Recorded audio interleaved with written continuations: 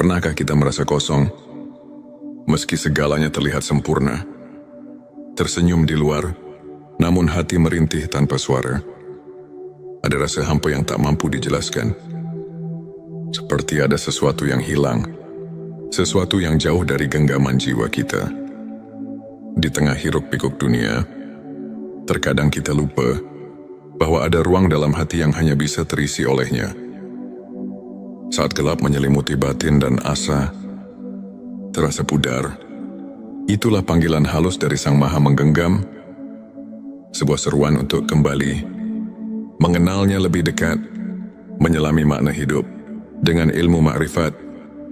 Inilah perjalanan menuju cahaya, tempat kita menemukan keikhlasan, ketenangan dan makna sejati dari setiap hela nafas. Sahabat tilawah, saya akan membagikan ilmu makrifat dalam bentuk 7 episode penuh makna. Setiap episodenya akan membawa kita lebih dalam mengenal hakikat diri, memahami kebesarannya, dan menemukan ketenangan jiwa yang sejati. Bersiaplah untuk membuka hati dan pikiran, sebab ilmu ini bukan sekadar teori, tetapi sebuah pengalaman hidup yang mengubah cara pandang kita terhadap dunia dan akhirat. Mari kita bersama-sama meniti jalan menuju makrifat, menuju kedekatan dengan Sang Maha Pencipta. Bismillahirrahmanirrahim. Assalamualaikum. Hamdan wa syukron lillah. Allahumma sholli ala Sayyidina Muhammad. Selamat datang di channel T Semesta, tempat menggali ilmu yang mampu mengubah hidup dan menemukan kedamaian batin yang sejati. Silakan bersolawat terlebih dahulu, agar terus terhubung dengan Nur Muhammad dan hakikat Muhammad. Dan tentu saja, silakan tulis solawat terbaik Anda yang sudah biasa Anda gunakan sehari-hari di kolom komentar, sebagai bentuk kecintaan kita kepada Rasulullah Shallallahu Alaihi Wasallam. Masya Allah, betapa besar nikmat dan berkah yang Allah berikan hanya dengan bersolawat. Di episode 1, ini ada 2 hal yang wajib kita pahami dalam ilmu makrifat, yaitu tentang mudarat dan manfaatnya. Segi mudaratnya ialah ada kalanya membawa orang menjadi sesat atau musyrik, dan ada kalanya membawa orang jadi apatis, mengasingkan diri dari pergaulan masyarakat ramai, dan secara mutlak memandang dunia ini sebagai tempat kotoran dan merusak. Padahal dunia ini tempat beramal, bekerja dan berjuang untuk kebahagiaan umat manusia di dunia.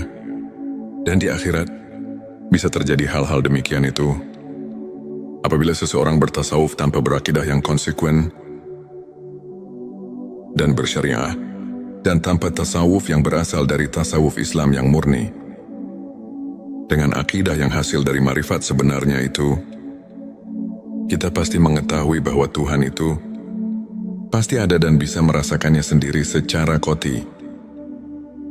Karena mereka itu pasti mengenalnya sehingga betul-betul mempercayainya. Dengan syariah, kita dapat taat menuruti peraturan-peraturan agama atau peraturan Tuhan.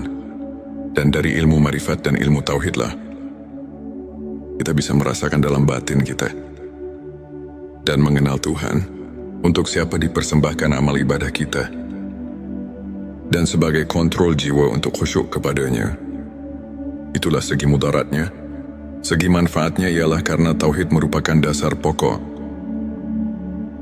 kekuatan batin, pembersih jiwa dari kemusyrikan dalam hati, dan penumpuk iman, penyubur amal soleh, semata-mata mencari keridhaan Allah, memperkuat daya juang dengan sifat yang bernilai tinggi, membina tata hidup dan kehidupan, terutama untuk membina mental pembangunan.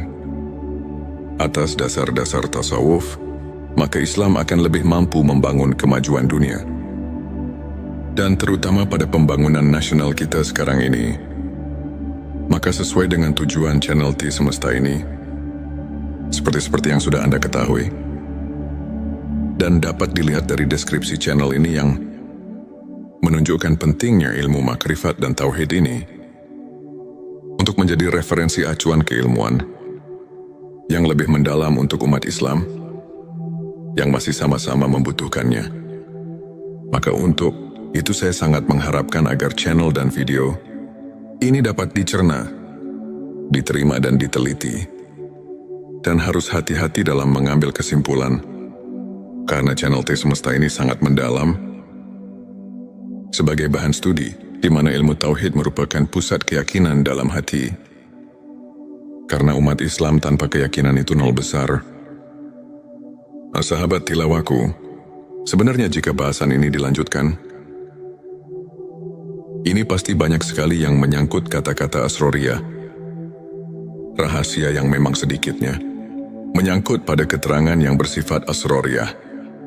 Seperti yang tercantum di dalam kitab Sirur, asror yang berbunyi, kufran artinya sesungguhnya menjelaskan tentang rahasia ketuhanan. Adalah hukumnya kufur. Juga ada lagi keterangan yang berbunyi, man arafa lahu kala lisanuhu, artinya barang siapa yang telah mengenal Tuhannya, maka lipatkanlah lidahmu. Kitab Darun Nafis. Maka dengan dua keterangan ini, kami merasa takut untuk kelanjutannya. Tapi setelah lama kami pikir, juga dalam hati merasa kasihan untuk generasi selanjutnya. Bagaimana kalau umat Islam untuk masa depan semakin jauh dengan yang sebenarnya?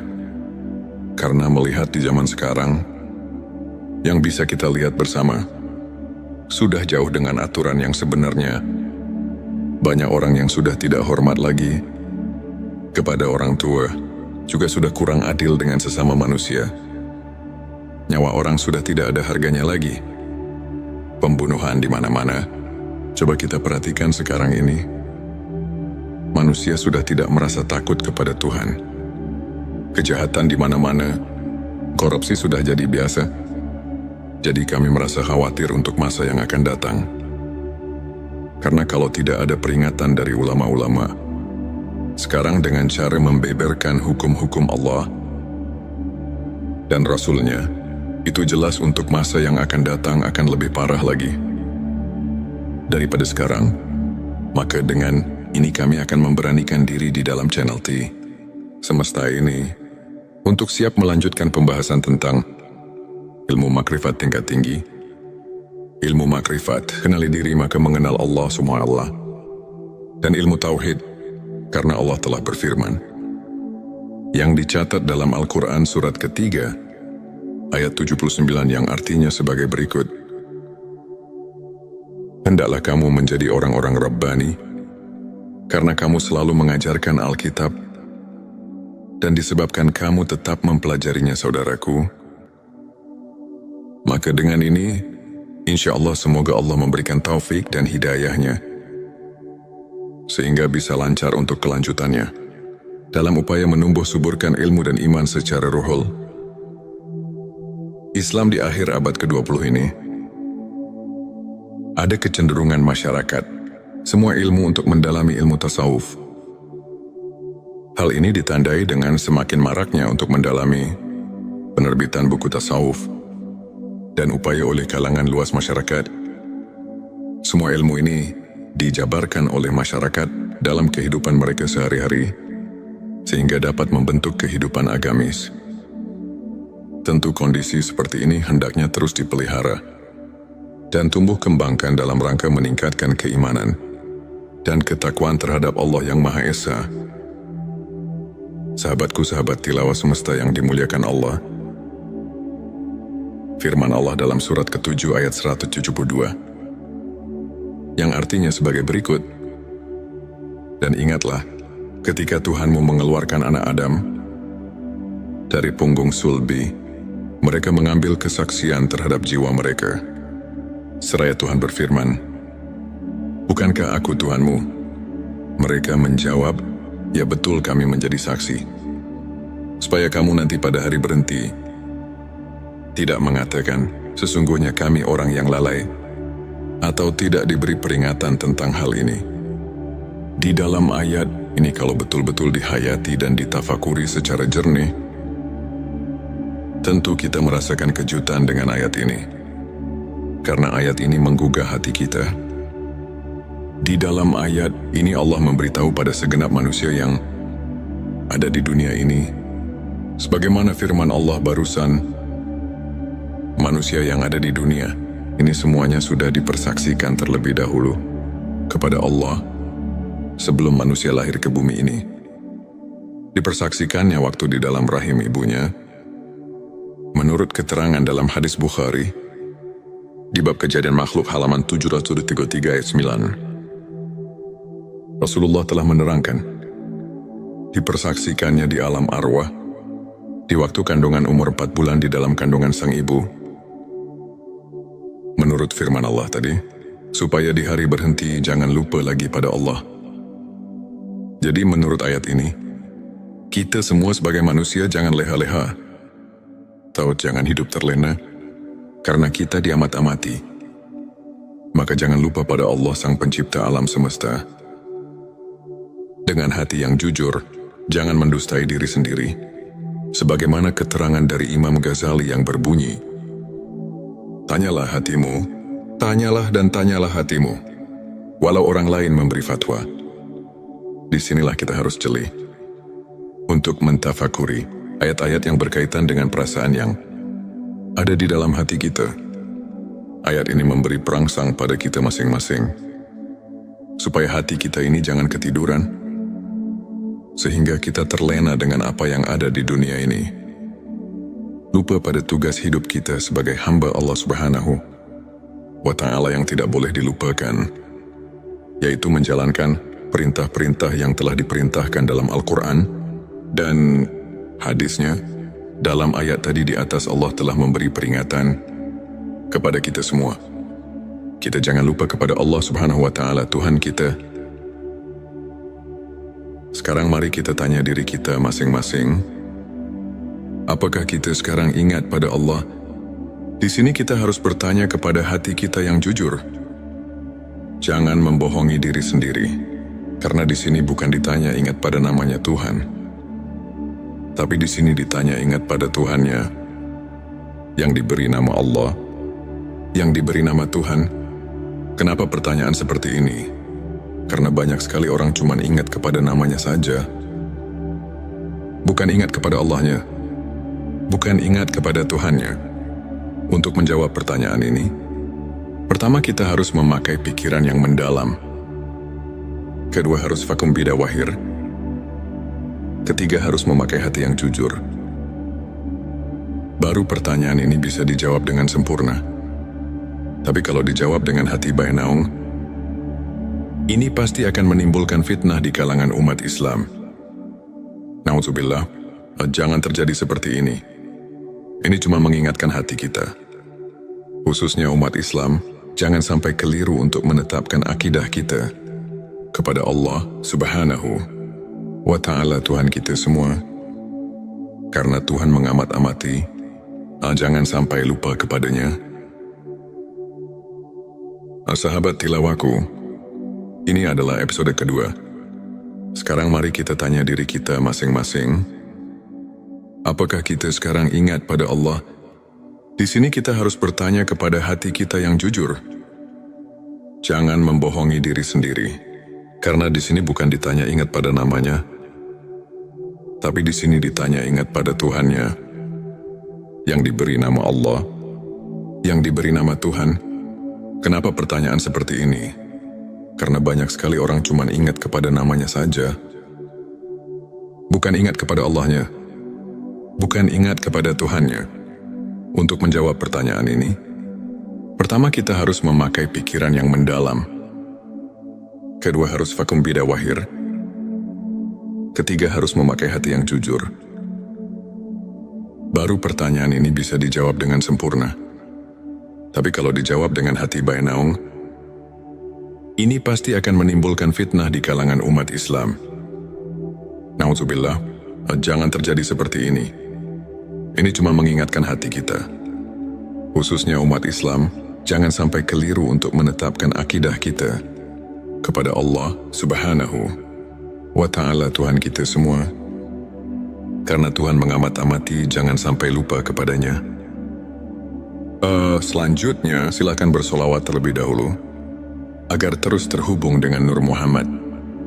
Dan hakikat Muhammad, saudaraku, ini cuma mengingatkan, Tuhan mengamat-amati, jangan sampai lupa kepadanya. Banyak sekali ayat-ayat yang menyuruh kita jangan sampai lupa pada Tuhan. Contohnya di dalam surat ke-33 ayat 41, yang artinya sebagai berikut, hai orang-orang yang beriman, ingatlah kepada Tuhanmu dengan sebanyak-banyaknya. Ingat kalau ayat ini dikaji dan ditafakuri secara mendalam, pasti kita akan terpanggil secara spontan. Terus kita mengusahakan supaya kita terus-menerus ingat kepada Tuhan. Bahkan ada lagi keterangan yang mengingatkan, ingatannya kepada Tuhan harus pikulilam hati wa nafasimbi, ada di kuli. Maklumilah ingatnya kepada Tuhan harus sebing bilangan nafas dan kedipan mata.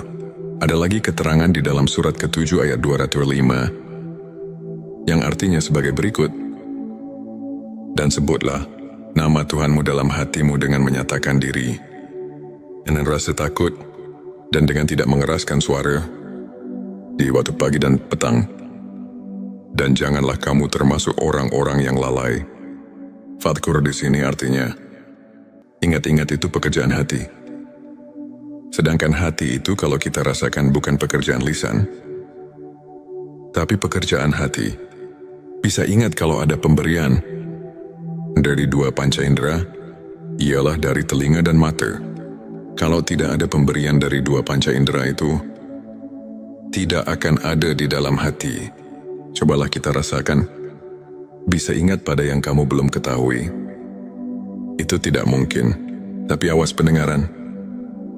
Pendaksian penglihatan di sini bukan pendengaran atau penglihatan Swaul Basiro, tapi pendengaran atau penglihatan Ainal Basiro dan Hakul Basiro. Karena kalau penglihatan Swaul Basiro cuma bisa mendengar dan melihat yang kita lihat bersama, seperti gunung, laut, batu, pepohonan, hewan, dan sebagainya yang sama-sama kita lihat. Bukan itu yang dimaksud. Untuk mencapai derajat tingkat Ainal Basiro dan Hakul Basiro, hanya orang-orang tertentu saja. Ini cuma mengingatkan supaya jangan menafsirkan kepada pendengaran atau penglihatan Swaul Basiro. Disinilah kita harus hati-hati, jangan sampai cepat-cepat mengambil kesimpulan. Jadi harus diteliti dan ditafakuri yang lebih mendalam dulu, supaya jangan ada perselisihan paham di antara kita umat Islam. Saudaraku hadirin yang dirahmati Allah, untuk mengingat sebenarnya kepada Tuhan, kita harus suluk terlebih dahulu kepada guru antuk pituduh yang benar-benar ahli, karena tidak semua kiai, ajengan, dan ustadz yang bisa mengajarkan hal ini. Ada kekhususan untuk arif billah yang bisa untuk hal itu. Dengan sangat pentingnya untuk mengingat Tuhan, kita harus berusaha sekuat tenaga. Karena kalau kita lupa kepada Tuhan sekarang, apalagi nanti di akhirat, pasti kita akan lupa. Sedangkan kalau kita lupa karena tidak diberitahu oleh kedua orang tua, maka itu pun tidak bisa menghisap kepadanya. Sebagaimana firman Allah di surat ke-7 ayat 173. Surat Al-A'raf sudah memberi peringatan kepada kita yang berbunyi, atau agar kamu tidak mengatakan, sesungguhnya orang-orang tua kami telah mempersekutukan Tuhan sejak dahulu, sedang kami ini adalah anak-anak keturunan yang datang sesudah mereka. Maka apakah engkau akan membinasakan kami karena perbuatan orang-orang yang sesat dahulu? Quran Surat Al-A'raf ayat 173.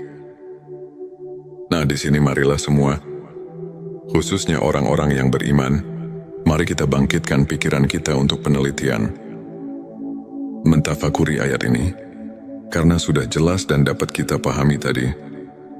Ayat 172. Dan ditegaskan lagi dengan ayat 173. Ini benar-benar Tuhan melarang lupa kepadanya. Juga jangan menyalahkan kedua orang tua, apalagi menghisapnya, karena kita sebetulnya sudah diberitahu oleh Tuhan melalui wahyunya kepada Nabi Muhammad Shallallahu Alaihi Wasallam bahwa kita semua sudah mengatakan qalu bala syahidna. Maksudnya, supaya kita nanti di akhirat jangan bilang lalai atau lupa kepadanya, sebab kalau lupa atau lalai atau lupa kepadanya, ini hanya kesalahannya sendiri, yang akibatnya kita akan mendapatkan kesesatan, karena mungkin karena tidak mau tahu tentang agama sendiri. Karena itulah kita jadi bodoh. Bodoh tentang persaksian kepadanya. Bodoh itu karena lupa. Lupa itu jadi kita bodoh. Sama yang telah dikatakan di dalam kitab Sirur Asror. Di situ dikatakan penyebab, tapi hati adalah karena lupa. Dengan lupa kita jadi bodoh. Bodoh dalam urusan ketuhanan. Setelah manusia berjanji di alam arwah. Sahabat tilawahku, sekarang di episode ketiga. Di sini marilah semua, khususnya orang-orang yang beriman, mari kita bangkitkan pikiran kita untuk meneliti, mentafakuri ayat ini. Firman Allah di surat ke-7 ayat 173. Sudah memberi peringatan kepada kita yang berbunyi, atau agar kamu tidak mengatakan, sesungguhnya orang-orang tua kami telah mempersekutukan Tuhan sejak dahulu, sedang kami ini adalah anak-anak keturunan yang datang sesudah mereka. Maka apakah engkau akan membinasakan kami karena perbuatan orang-orang yang sesat dahulu? Quran Surat Al-A'raf ayat 173. Di sini sudah jelas dan dapat kita pahami, ini benar-benar Tuhan melarang lupa kepadanya. Juga jangan menyalahkan kedua orang tua, apalagi menghisapnya, karena kita sebetulnya sudah diberitahu oleh Tuhan melalui wahyunya kepada Nabi Muhammad Shallallahu Alaihi Wasallam bahwa kita semua sudah mengatakan qalu bala syahidna. Maksudnya supaya kita nanti di akhirat jangan bilang lalai atau lupa padanya, sebab kalau lupa atau lalai atau lupa kepadanya, ini adalah kesalahannya sendiri, yang akibatnya kita akan mendapatkan kesesatan, karena mungkin karena tidak mau tahu tentang agama sendiri. Karena itulah kita jadi bodoh tentang persaksian kepadanya. Bodoh itu karena lupa. Lupa itu jadi kita bodoh.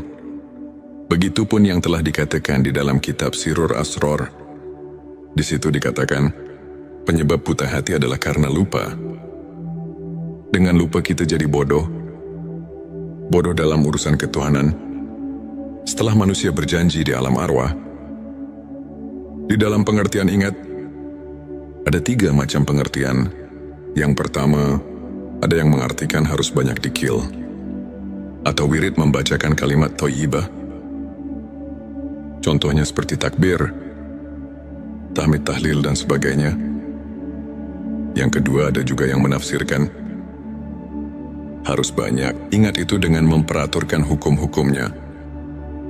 Seperti di dalam kehidupan sehari-hari, kita harus sesuai dengan aturan Tuhan. Jangan mengerjakan pekerjaan sekehendak hawa nafsu kita, karena nanti semua perilaku kita harus dipertanggungjawabkan. Yang ketiga, ada juga yang menafsirkan banyak ingat itu adalah sebagaimana yang telah dijabarkan di dalam kitab-kitab tasawuf. Seperti dalam di kitab Al-Hikam, para arif bila menafsirkan ayat tersebut di atas dan meneliti di surat kedua ayat 152, itu benar-benar kita selaku manusia yang ada di jagat raya, ini dilarang keras lupa kepada Tuhan. Jadi kita di dalam menafsirkan ayat tersebut harus hati-hati, karena urusan ingat itu adalah urusan hati atau urusan kolbu. Ini tidak bisa dengan begitu saja. Walaupun yang sebelumnya juga tidak salah, itu penafsiran tingkat dasar. Tapi kita harus ingat, ini pekerjaan kolbu, harus vakum bidawahir, sehingga bisa dirasakan oleh yang mengingatnya. Untuk mengingat dengan sebenarnya, ini harus melalui proses-proses yang tertentu, karena kolbu itu tidak akan bisa dibohongi. Kolbu bisa ingat cuman kepada yang sudah diketahui. Kolbu tidak akan ingat kepada yang belum diketahui. Coba saja kita sama rasakan. Atau tanya hati kita masing-masing. Secara jujur, apakah bisa ingat kepada yang belum kita ketahui? Ini jawaban ada di dalam kolbu kita masing-masing. Untuk lebih jelasnya, ada keterangan di dalam kitab Sirur Asror di halaman 80. Di situ telah dijelaskan, yang artinya, yang dikatakan zikir ruh, itu adalah menyaksikan sifat tajalinya. Di dalam keterangan ini ada kalimat zikir. Di sini makna zikir bukan nyebut atau yang dikatakan wirid. Tapi zikir di sini ialah mengetahui atau menyaksikan, tapi untuk ingat itu, harus mengetahui dahulu kepada yang akan diingatnya. Apalagi ini urusan akidah. Akidah ketuhanan harus betul-betul positif kepada yang akan diingatnya.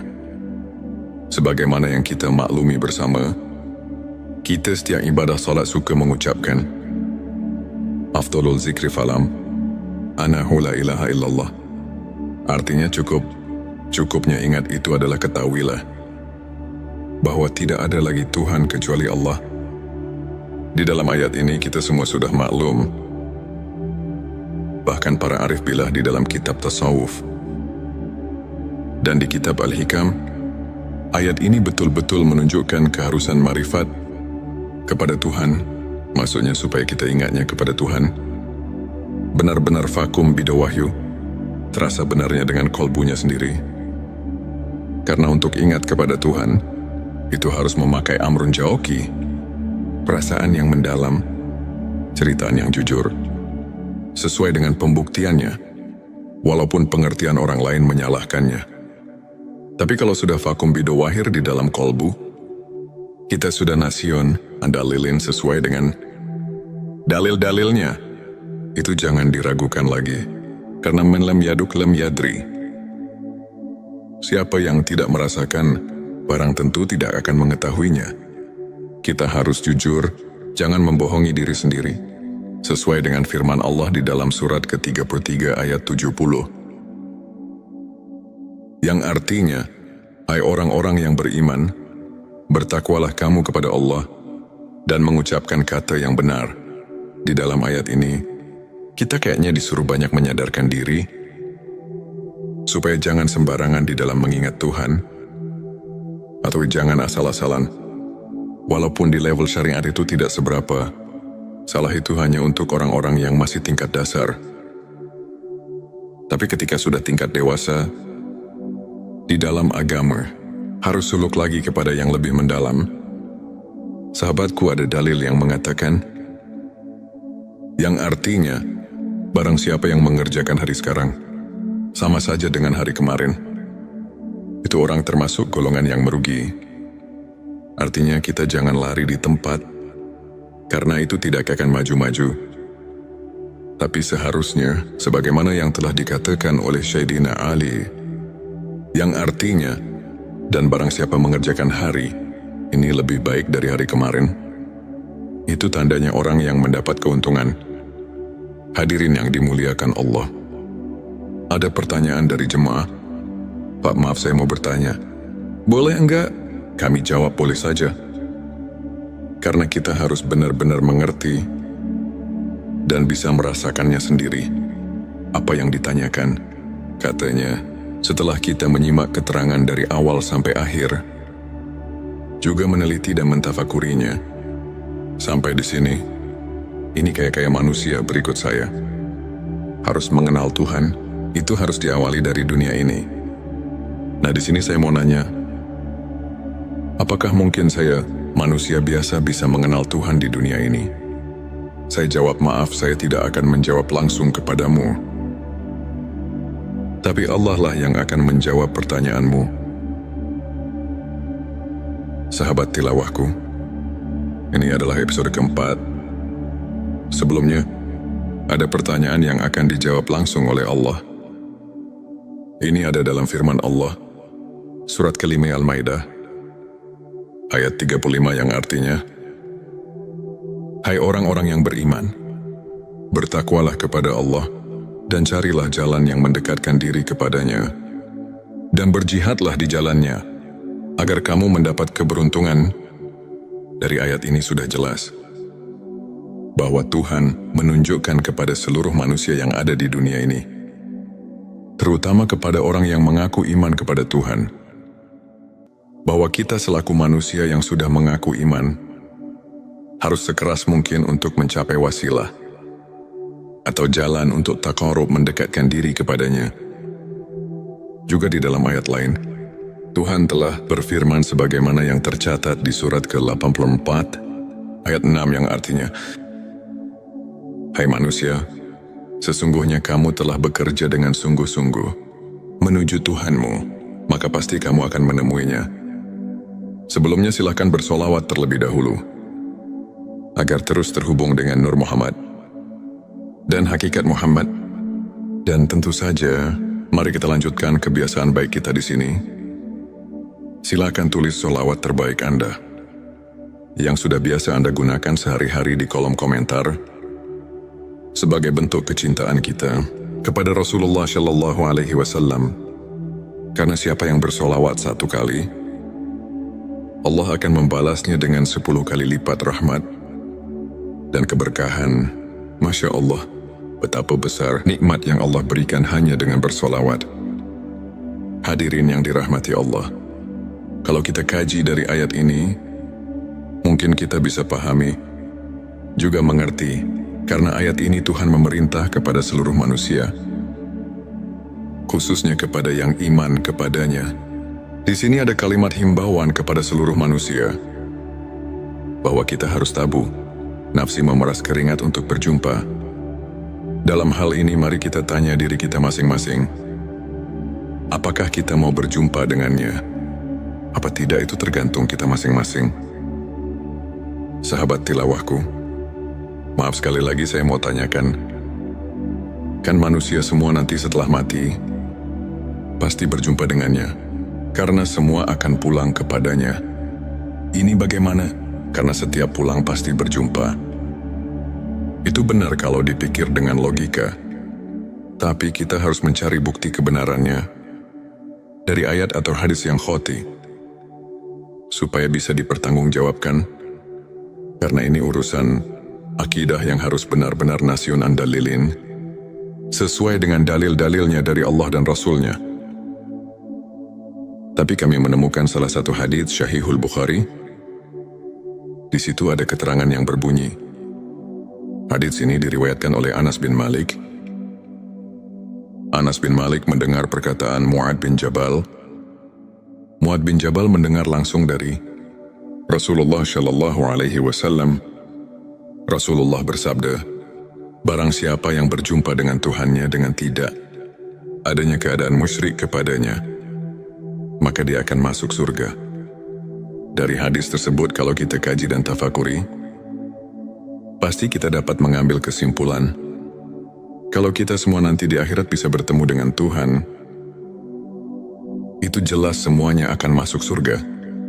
Jadi kalau semuanya akan masuk surga, untuk apa kita di dunia ini berbuat baik? Dan kenapa Tuhan menyuruh berbuat baik di dunia ini? Nah, di sini kita harus berpikir lebih jauh.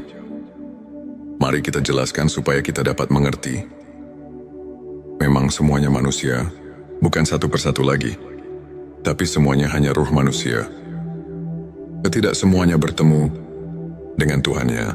Orang yang bertemu dengan Tuhannya hanya orang-orang yang tertentu saja.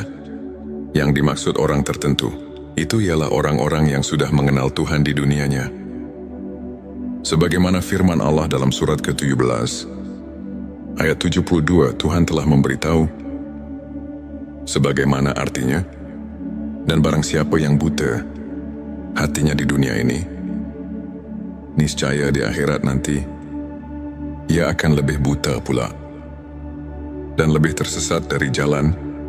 Yang benar buta di sini barang tentu kepada Tuhan, dan umpama diartikan buta kepada ilmu, itu tidak mungkin, karena di akhirat bukan tempatnya cari ilmu atau berilmu. Di kitab Usuluddin juga sudah diterangkan, yang artinya Barang siapa yang buta di dunianya kepada Tuhan, maka bagaimana nanti di akhiratnya? Nah, di sini sudah jelas dan kita pasti bisa mengerti. Jadi inilah yang kita harus takuti, atau yang dikatakan haus. Dan saya sekarang kayak mulai mengerti. Bolehkah bertanya lagi, bagaimana caranya untuk kita bisa bertemu dengan Tuhan di dunia ini? Saya jawab memang ada caranya. Tapi yang penting harus ada keinginan dahulu, dari hati yang tulus. Karena ini bukan pekerjaan yang mudah. Ini memerlukan tarekat-tarekat tertentu yang harus dijalankan. Kalau keinginannya masih lemah, barang tentu tidak akan berhasil. Sebab ini memerlukan tabu nafsu, memeras keringat, suglul kolbi, semangat dorongan hati, dan sidatul hisab, kuat perhitungan. Hadirin yang dimuliakan Allah, jika keinginannya sudah kuat, Tuhan telah memberi peluang kepada kita. Siapa saja yang ingin berjumpa dengannya, itu pasti akan berjumpa. Sebagaimana firman Allah yang tercatat di dalam surat ke-18, ayat 110 yang artinya, barang siapa yang mengharap perjumpaan dengan Tuhannya, maka hendaklah ia mengerjakan amal yang soleh, dan janganlah ia mempersekutukan seorang pun dalam beribadah kepada Tuhannya. Sahabat tilawahku, ini merupakan episode kelima. Jika keinginannya kita sudah kuat, Tuhan telah memberi peluang kepada kita. Siapa saja yang ingin berjumpa dengannya, itu pasti akan berjumpa. Sebagaimana firman Allah yang tercatat di dalam surat ke-18, ayat 110 yang artinya, barang siapa yang mengharap perjumpaan dengan Tuhannya, maka hendaklah ia bekerja amal yang soleh, dan janganlah ia mempersekutukan seorang pun dalam mendengarkan kepada Tuhannya menurut ayat di atas. Untuk berjumpa dengan Tuhan itu bukan mungkin lagi, tapi pasti asal kita bisa berbuat amal soleh. Namun untuk berbuat amal soleh, ini harus ada petunjuk guru yang ahlinya. Bukan sembarangan, sebab tidak semua guru ngaji yang bisa mengerjakan hal ini. Bahkan tidak semua kiai ajengan Ustadz mengetahui tentang ini. Contohnya seperti di dalam keterangan kalimat salat saja. Kan syotnya salful kolbi, artinya elingan atau ingatan suci. Jadi di dalam salat harus mempunyai ingatan suci. Artinya harus sudah hilang dari sifat samar dan meraba kepada Tuhannya. Tapi buktinya boleh rasakan sendiri. Sudah biasa, begitukah kita? Apa belum padahal? Tuhan sudah berfirman di dalam hadits qudsi yang tercatat di kitab Al-Hikam, yang artinya, aku adalah Kanjeng Mapian yang terpendam dan tertutup. Aku ingin ditemukan dan dikenalnya. Kuciptakan makhluk agar mereka mengenalku. Setelah mengenal hadits ini makin jelas, bukan mungkin lagi untuk mengenal Tuhan. Tapi pasti, asal mempunyai keinginan yang keras dan kuat perhitungan. Tapi walaupun begitu, ini bukan pekerjaan gampang. Ini harus suluk dahulu kepada ahlinya, atau kepada guru yang benar-benar ahlinya. Sekali lagi, untuk mencari guru urusan marifat kepada Tuhan. Tidak semua kiai ajengan dan ustadz bisa menunjukkan tentang hal ini. Tapi harus betul-betul mencari guru yang mengajarkan tentang hal marifat. Ini ada kekhususan, tidak sembarangan. Sebelumnya silakan bersolawat terlebih dahulu, agar terus terhubung dengan Nur Muhammad dan hakikat Muhammad. Masya Allah, betapa besar nikmat yang Allah berikan hanya dengan bersolawat. Sahabat tilawahku yang dirahmati Allah, kita lanjutkan kembali. Jadi kita harus hati-hati, supaya jangan salah pilih dalam memilih guru yang dikatakan tadi. Sebab ahli tarekat pun tidak semua bisa sampai marifat kepada Tuhannya atau mengenal Tuhannya. Juga tidak cukup hanya dengan membaca buku tentang marifat. Karena bacaan yang ada di dalam buku cuma isyarat dan itibar saja. sebagaimana ada keterangan di dalam kitab Hikam yang berbunyi, apa saja yang keluar dari bibirmu, itu adalah cuma isyarat dan itibar. Jadi walaupun terus-menerus membaca buku tentang marifat, sampai 1000 kitab, itu tidak akan sampai kepada marifat, sebagaimana keterangan yang ada di dalam kitab Sirur Asrul, yang berbunyi, manusia yang tidak sampai tingkat ilmu ini, mengenal Allah, maka dia tidak dikatakan alim. Secara hakikat, walaupun dia telah menguasai 1000 kitab, karena dia tidak mencapai derajat rohaniah. Sirur Asrul, dari keterangan ini sudah memberi penjelasan pada kita semua, bahwa tentang marifatullah itu benar-benar ada kekhususan, juga ada ajaran tertentu. Ada yang bertanya lagi, untuk apa belajar ilmu marifat? Dan apa wasilahnya? Saya jawab tentu saja ada wasilahnya. Tadi di atas atau di video sebelum ini, jika kita semua lupa kepada Tuhan di dunia, apalagi nanti di akhirat, setelah kita mati, baru datang ke kubur. Menurut keterangan dan banyak yang menerangkan, 7 langkah pulang yang mengantarkan jenazah, maka datang malaikat mungkar nakir untuk meriksa kita. Atau mentakoni kita, apa yang pertama ditanyakan? Kan marobuka, yang artinya mana Tuhanmu? Di sini kalau roh kita tidak punya rasa tahu, itu tidak mungkin bisa jawab. Kalau tidak bisa jawab, di dalam keterangan sudah dipastikan mendapat siksa kubur. Itu yang tidak diinginkan oleh semua manusia. Sahabat tilawahku, sekarang coba kita tafakuri. Yang datang itu malaikat. Sedangkan malaikat, itu semua juga sudah pada tahu bahwa malaikat itu diciptakan dari cahaya atau sejenis cahaya. Barang tentu bahasanya juga bahasa cahaya. Kalau kita tidak mengerti hal itu, tentu roh kita tidak akan bisa apa-apa. Sedangkan ini tidak bisa dihafalkan. Ini harus dengan ilmu atau mengetahuinya. Maka dengan ini, mari kita bersama-sama untuk suluk hal ini. Carilah guru suluk yang benar-benar ahlinya. Juga harus hati-hati. Jangan salah pilih. Kalau salah pilih, pasti kita celaka dunia dan akhirat. Oleh karena itu dalam mendengarkan dan memahaminya, diperlukan ketelitian, pemikiran yang jernih dan tajam, daya serap yang kuat, dan wawasan yang luas, serta yang penting disertai dengan hati yang ikhlas, dan lillahi ta'ala, dan kukuhnya iman, serta menjadi terapi kejiwaan orang yang memerlukan taqarrub kepada Tuhan yang Maha Esa. Karena jika kita dikatakan gegabah di dalam memahaminya, itu tidak akan berhasil. Untuk memberi kegampangan, di dalam channel T Semesta ini akan diterangkan tentang kejadian asal kita supaya kita sedikitnya bisa memahaminya. Tapi ini cuma untuk memberi kemudahan daya pikir saja, bukan. Setelah mendengarkan video ini kita bisa marifati. Dalam video ini cuma isyarat dan itibar untuk memberi keleluasan daya pikir kita supaya kita mempunyai daya pikir amrun jauki. Perasaan yang mendalam. Maksudnya setelah mempunyai perasaan yang mendalam, kita bisa meningkatkan ibadah yang benar-benar koti. Dan nasyun andalilin, cocok dengan dalil dan contohnya. Maka dari itu, kita harus memahami dulu tentang awal penciptaan. Tentang awal penciptaan makhluk, kami referensikan dari kitab Sirur Asrul. Karena di sana itu udah enak banget. Mari kita telusuri bagaimana dan dari mana kita asal sekarang. Di dalam kitab Sirur Asrul, di situ banyak sekali menerangkan tentang asal, muasal kejadian manusia.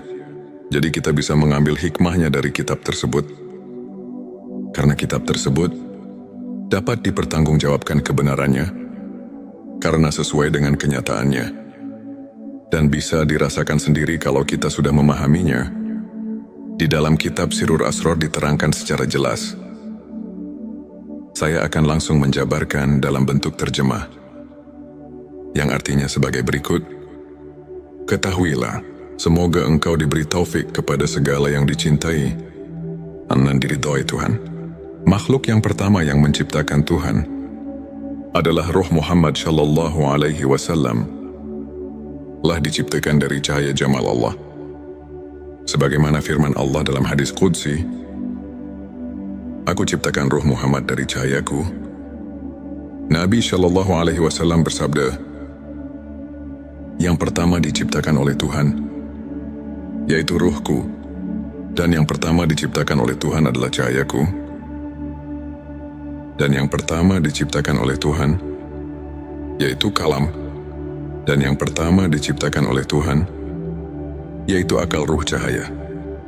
Kalam dan akal pada dasarnya adalah satu, yaitu hakikat Muhammad, sahabat tilawahku. Kemudian ada lagi yang enak sekali untuk dipahami.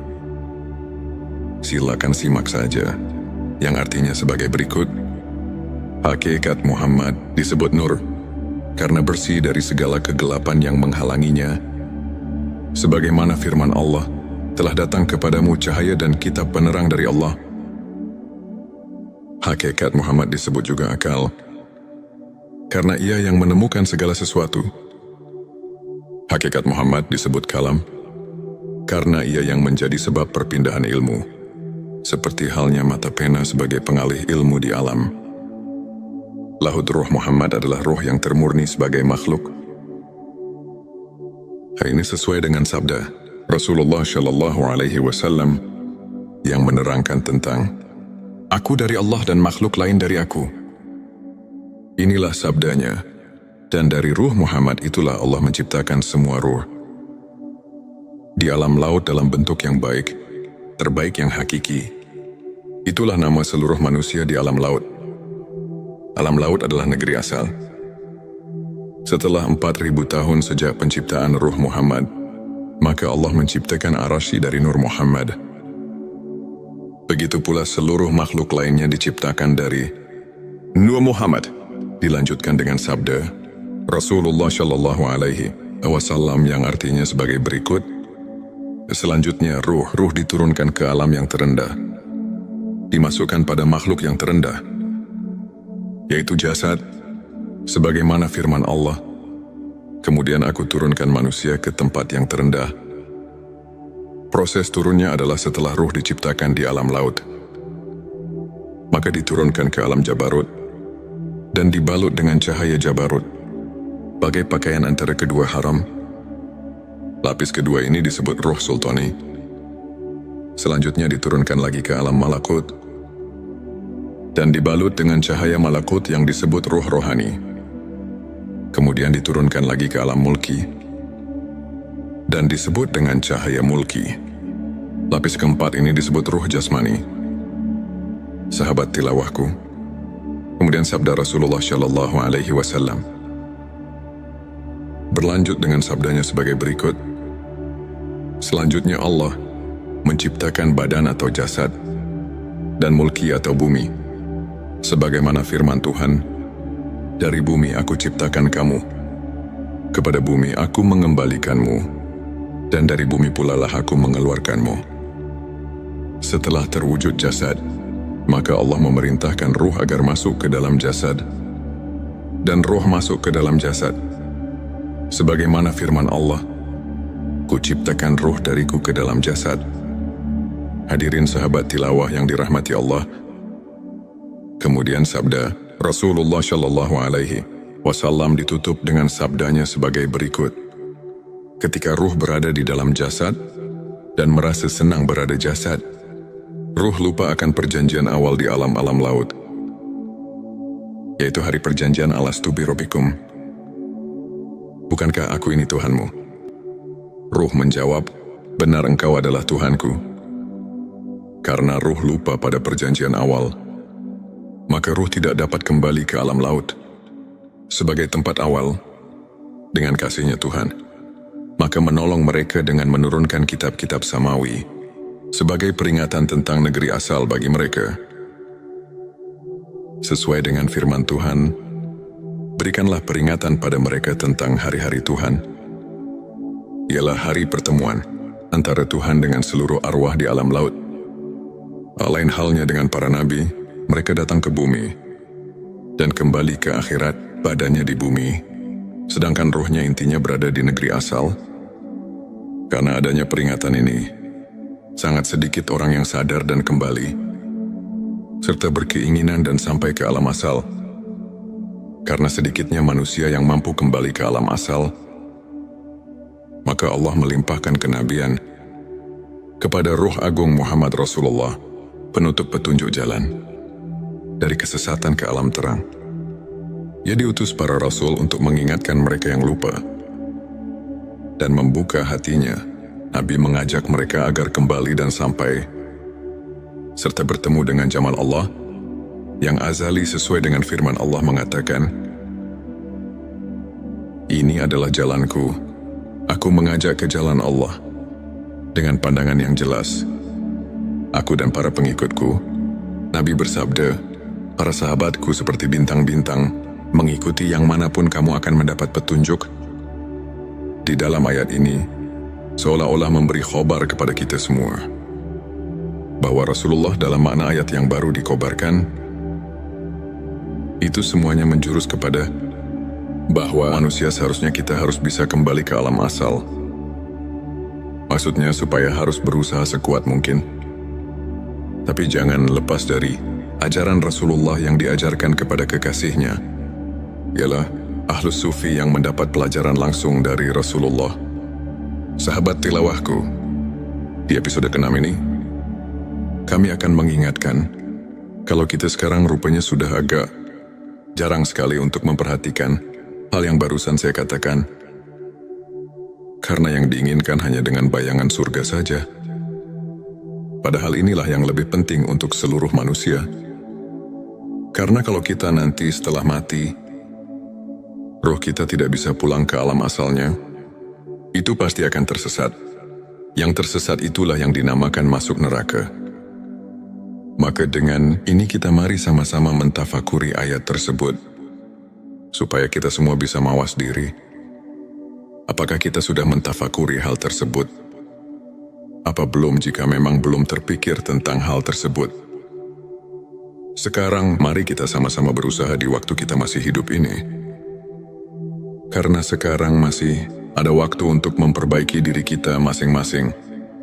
Sebab kalau dinanti-nanti, kita tidak mengetahui kapan kita dicabut ruh kita, nyawa kita oleh Allah Subhanahu wa Ta'ala. Hampir semua manusia di bumi ini tidak mengetahui kapan kita mati. Maka dengan inilah, kita alhamdulillah setelah menganalisa hadis-hadis, Rasulullah jadi bisa mengetahuinya. Setelah mengetahui hadis-hadis yang tadi di awal video, hati kita merasa terpanggil. Yang mungkin hal ini belum memikirkannya, karena terlena dengan bahasan-bahasan tentang surga dan neraka, jadi kita semua sesekali lupa tentang hal itu. Nabi mengajak manusia kembali kepada Allah Subhanahu wa Ta'ala dengan pandangan yang jelas, yang di dalam Al-Quran disebut basirah, yang artinya adalah dari ruh asli yang terbuka pada mata hati para aulia. Basirahnya lain halnya sama dengan ilmu laduni batin, ilmu yang langsung dari Allah, sesuai dengan firman-Nya, "Kepada Dia kuberikan ilmu yang langsung dariku." Untuk menghasilkan basirah, manusia mengambilnya dari ahli basirah dengan mengambil pembicaraan dari seorang wali mursyid yang dapat menunjukkan dari alam laut. Di sini mungkin ada pertanyaan, bagaimana kalau saya mau ditunjukkan kepada basirah yang dimaksud, sedangkan wali mursyid yang dimaksud sekarang sudah tiada? Itu memang benar, sekarang wali mursyidnya sudah tiada. Tapi kita jangan putus asa, karena ada keterangan yang menunjukkan kepada kita semua. Sebagaimana kita maklumi, al-ulama warasatul anbiya, ulama adalah pewaris para nabi. Tapi kita juga harus hati-hati, karena tidak semua ulama yang bisa menunjukkan hal itu. Namun yang jelas pasti, ada seseorang yang masih bisa menunjukkan hal itu. Kita harus berusaha sekeras mungkin, atau yang dikata wajihadu fisabilillah, untuk menemukan guru antuk pituduh tersebut. Al-ulama warasatul anbiya. Ulama adalah pewaris para nabi. Jika kita memperhatikan keterangan ini, jelas jangan merasa putus asa atau kita membuat alasan untuk kalah hingga kita tidak berusaha untuk mencari jalan supaya kita bisa pulang ke alam asal. Sedangkan Tuhan sudah memerintahkan supaya kita berusaha untuk mendekatkan diri kepada Tuhan. Sebagaimana firman-Nya di dalam surat kelima, surat Al-Maidah ayat 35, yang artinya sebagai berikut, "Hai orang-orang yang beriman, bertakwalah kepada Allah, dan carilah jalan yang mendekatkan diri kepadanya, dan berjihadlah pada jalannya, supaya kamu mendapat keberuntungan." Dari ayat tersebut sudah jelas bahwa Tuhan sudah memerintahkan kepada seluruh manusia di dunia ini supaya berusaha sekeras mungkin. Tapi di dalam berusahanya harus hati-hati. Di dalam ayat ini disuruh supaya berusahanya itu di jalan Tuhan. Jadi kalau ayat ini dikaji lagi, ini mengandung dua unsur. Yang pertama, kita harus berusaha di jalan Tuhan. Ini barang tentu harus mencari guru yang menunjukkannya. Artinya harus mencari guru yang benar-benar ahli. Karena tidak semua ustadz yang bisa menunjukkan kepada hal tersebut. Ada kekhususan, ialah orang-orang yang sudah betul-betul arif, bilah yang sebenarnya. Karena kalau membaca kitab atau membaca buku saja, ini tidak mungkin bisa berhasil. Karena bacaan cuma sebagai isyarat dan itibar saja. Hanya untuk memperluas daya pikir dan memberi wawasan yang luas. Jadi kalau untuk menelusuri tentang asal kita, ini harus hati-hati. Tidak cukup hanya baca kitab atau baca buku saja. Harus ada petunjuk yang pasti. Sahabat tilawahku, ini adalah episode terakhir, episode ke-7, untuk memperluas daya pikir dan memberi wawasan yang luas untuk menelusuri tentang asal kita. Ini harus hati-hati, tidak cukup hanya baca kitab atau baca buku saja, tapi harus ada petunjuknya yang pasti. Mari kita tafakuri dan rasakan kita bersama. Sebagaimana dalil telah tertulis dalam kitab Sirur, Asror yang berbunyi, "Aku dari Allah dan makhluk lain dari kami." Yang dimaksud makhluk lain di sini, mari kita perhatikan penjelasannya. Sebagaimana sabda Rasul yang artinya, "Dan dari ruh Muhammad itulah Allah menciptakan semua ruh di alam laut." Dan ada lagi dalil yang menjelaskan tentang asal-usul seluruh makhluk. Sebagaimana yang diterangkan di dalam kitab Aqidatun Najin, yang artinya sebagai berikut. Yang pertama diciptakan Tuhan ialah akal-akal. Itu bangsa lelembut, rubaniyah rohaniyah. Dan itulah hakikatul insan. Hakikatul insan itulah yang bisa membuktikan dan mengerti, yang bisa marifat kepada Tuhan, dan itulah yang menjadi sebab diperintahnya dan dipinta pertanggungjawabnya dari orang tersebut. Sahabat tilawahku, dari keterangan ini, mari kita simak sejenak, supaya kita betul-betul mengerti asas tujuannya. Kalau kita sudah mengerti dan meneliti tujuannya, pasti kita tidak akan mengeluarkan fitnah di kalangan masyarakat, atau sekurang-kurangnya kita bisa memahami tentang hak yang kita harus diketahui atau kita tuju. Selanjutnya, silakan bersolawat terlebih dahulu, agar terus terhubung dengan Nur Muhammad dan hakikat Muhammad, sahabatku di dalam keterangan atau dalil barusan, memberitahu kepada kita semua bahwa manusia awalnya diciptakan oleh Tuhan ialah di dalam laut. Juga yang diciptakan baru hak Muhammad, atau yang dikatakan asal ning asal. Ada juga yang mengatakan Nurullah atau Johar awal. Itu baru di alam asal. Ning asal itu juga masih banyak sekali nama-nama tersebut. Itu semuanya gulungan zat dan sifat. Makanya ada keterangan di dalam Al-Hikam yang artinya sebagai berikut. Kita harus bisa memisahkan atau harus bisa menyaksikan yang satu terhadap yang banyak, dan menyaksikan yang banyak terhadap yang satu, lihat di dalam Al-Quran surat ke-41 ayat 53. Kemudian bersambungnya Tazali, sifat ini semuanya goropi tamsil, tidak bisa diperinci, dan ini adalah maqam mujmal. Gulungan zat dan sifat tidak bisa berpisah. Bersatu tidak menjadi satu, berpisah tidak menjadi dua, tapi harus bisa membedakan. Sahabatku, awas. Ini baru keterangan, ini baru dalil saja, atau itibar. Berhati-hatilah, jangan terburu-buru mengambil kesimpulan, karena harus melalui guru suluk dahulu. Ini cuma untuk membangkitkan wawasan kita saja, supaya jangan merasa cukup dengan pengertian yang ada kalau kita telusuri lagi.